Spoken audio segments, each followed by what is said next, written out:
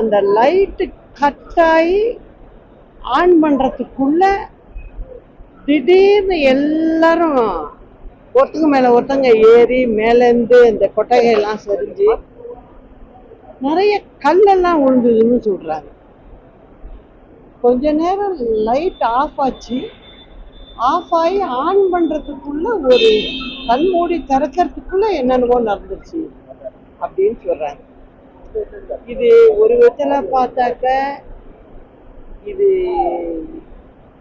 நடந்திருக்கதே அவங்க சொல்றதுல இருந்து பார்க்கும்போது அது விசாரிச்சாதான் நிறைய விஷயங்கள் வரும்.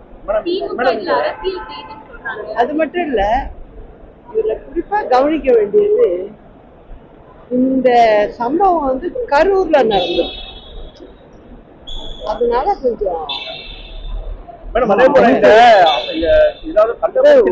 வயசு குழந்தை, 3 வயசு குழந்தை, நான் அவங்க வீட்டுக்கெல்லாம் போனேன். அப்பதான் கொண்டு போய் பாடியை வச்சுட்டு வர்றாங்க.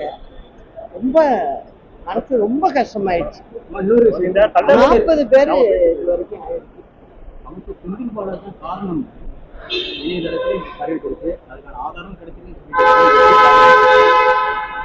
என்னை பொறுத்த வரைக்கும் இந்த இடத்துல நடந்திருக்கிறத பார்க்கும்போது அவங்கெல்லாம் சொல்ற அந்த வீட்டுல பாதிக்கப்பட்டவங்க சொல்றதையெல்லாம் பார்க்கும்போது திரும்ப திரும்ப அவங்க சொல்றது எல்லாம் நல்லா போனுச்சுன்னா லைட் ஆஃப் ஆச்சு.